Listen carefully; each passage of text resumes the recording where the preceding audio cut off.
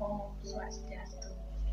Perkenalkan, nama saya Kusminto Ediatanisi dengan NIM 211361101 dari kelas 3A Pendidikan Matematika. Di sini saya akan mencoba menjelaskan materi tentang oskilasi paksaan tak teredam. Nah, untuk oskilasi paksaan tak teredam ini memiliki bentuk umum, yaitu MY double aksen ditambah AY aksen ditambah KY sama dengan F0 cos omega T.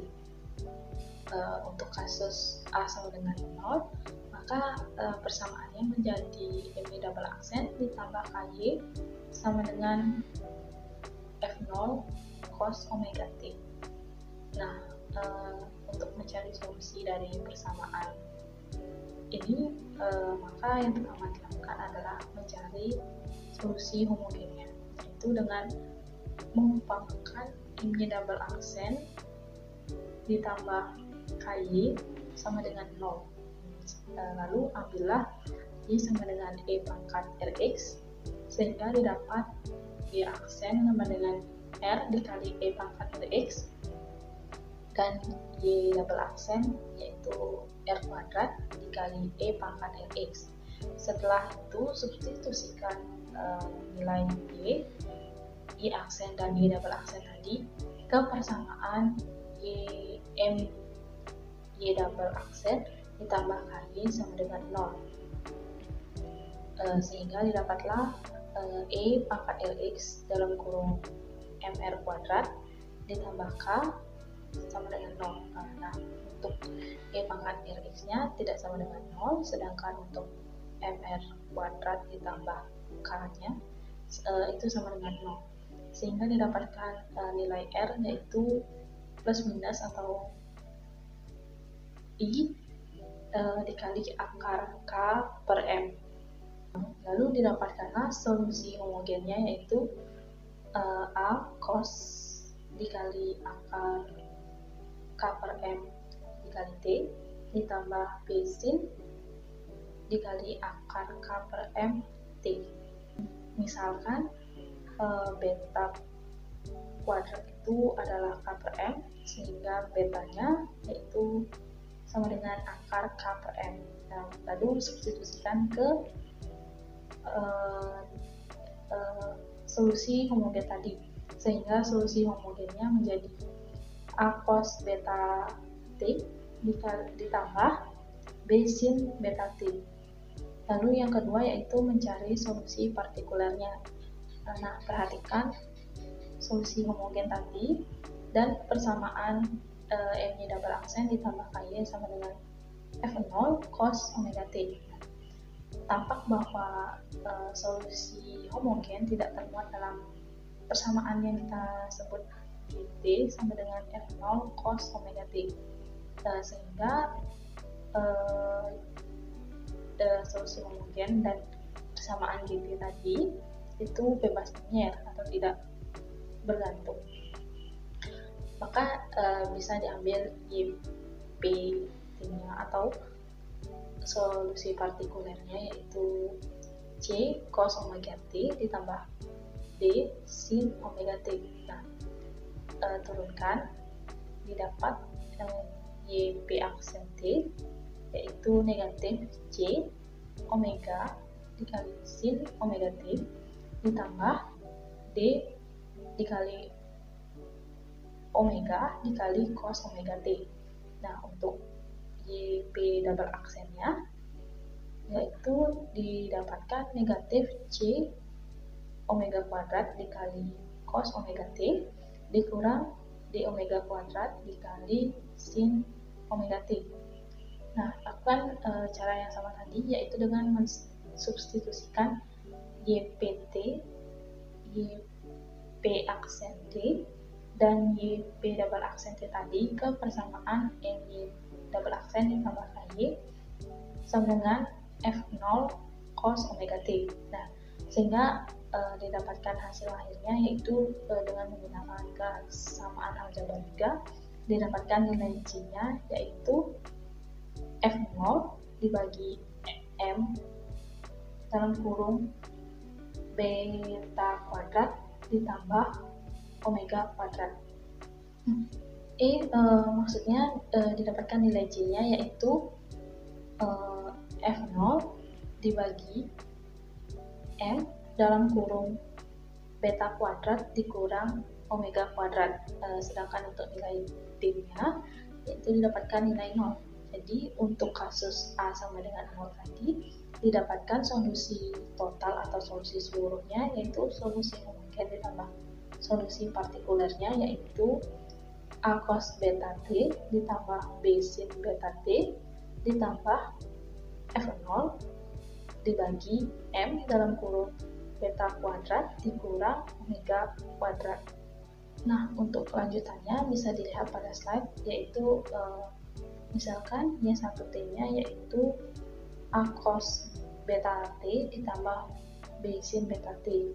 Lalu ambil A sama dengan J cos delta dan B sama dengan J sin delta. Nah, untuk Y1T-nya didapat jadinya sama dengan J cos dalam kurung beta T dikurang delta. Lalu untuk nilai A kuadrat ditambah B kuadratnya yaitu didapatkan nilai J kuadrat. Nah, sehingga untuk mencari nilai J ini bisa dengan mengakarkan A kuadrat ditambah B kuadrat. Lalu untuk mencari tan delta yaitu dengan sama dengan J sin delta dibagi J cos delta, yang mana tadi kedua ini sudah dimisalkan dengan B dan A, sehingga untuk nilai tan deltanya bisa dicari dengan menggunakan B per A. Mungkin untuk lebih jelas dan lebih detailnya itu bisa dilihat pada slide. Sedangkan untuk kasus resonansi didapatkan persamaannya yaitu M-nya double aksen ditambah beta kuadrat Y sama dengan F0 per M dikali cos beta dikali T. Lalu untuk solusi homogennya didapatkan YHT sama dengan A cos beta dikali T ditambah B sin dikali beta T. Lalu perhatikan bahwa solusi homogen termuat dalam HT sama dengan F0 per M dikali cos BT. Maka dengan begitu ambillah nilai YP-nya yaitu J cos beta T ditambah D sin beta T. Untuk nilai YP aksen dan YP double aksennya itu bisa dilihat dari pada slide, dan lalu setelah itu substitusikan nilai YP aksen dan YP double aksen tadi ke persamaan Y double aksen ditambah beta kuadrat Y sama dengan F0 dibagi M dikali cos beta T. Setelah dihitung atau dijabarkan, didapatkanlah nilai D-nya yaitu F0 dibagi 2 beta M. Sedangkan untuk nilai D-nya nilai C-nya yaitu sama dengan 0. Sehingga untuk solusi partikuler pada kasus resonansinya didapat YP-nya yaitu F0 dibagi 2 beta M ditambah sin beta T. Sedangkan untuk solusi totalnya yaitu didapatkan A cos beta T ditambah B sin beta T ditambah F0 dibagi 2 beta M ditambah sin beta T. Di sini saya punya satu contoh soal, yaitu mungkin saya tidak terlalu bagus dalam menyebutkannya, tapi saya akan mengenai yaitu besar gaya magnitudo harmoni yaitu 23 Newton, di mana gaya ini bekerja pada oskilasi paksaan tidak teredam dengan massa yaitu 10 kg dan konstanta yaitu 1000 Newton per meter. Frekuensi gaya paksaan tadi adalah 2 kali dari frekuensi natural sistemnya, dan pada kondisi awal itu diberikan X0 sama dengan 0 dan V0 sama dengan 0,2 meter per sekon. Jadi tentukanlah persamaan dari sistem yang diberikan tadi. Yang pertama, kita buat diketahuinya dulu. Untuk diketahuinya itu tertera dengan detail di slide. Setelah itu kita cari nilai betanya terlebih dahulu, yaitu dengan akar K per F sama dengan akar 1000 per 10, didapatkan 10 rad per second. Tadi dikatakan omega sama dengan 2 kali beta, sehingga didapatkan nilai omeganya yaitu 20 rad per second. Nah, setelah itu carilah YT-nya atau persamaan totalnya. Mungkin untuk lebih jelasnya dan lebih detailnya itu sudah tertera pada slide. Di sini saya akan membacakan nilai akhirnya saja, yaitu YT sama dengan 0,02 sin 10T ditambah 7,667 dikali 10 pangkat negatif 3 dalam kurung cos 10T dikurang cos 20T. Di sini saya memberikan contoh oscilasi paksaan.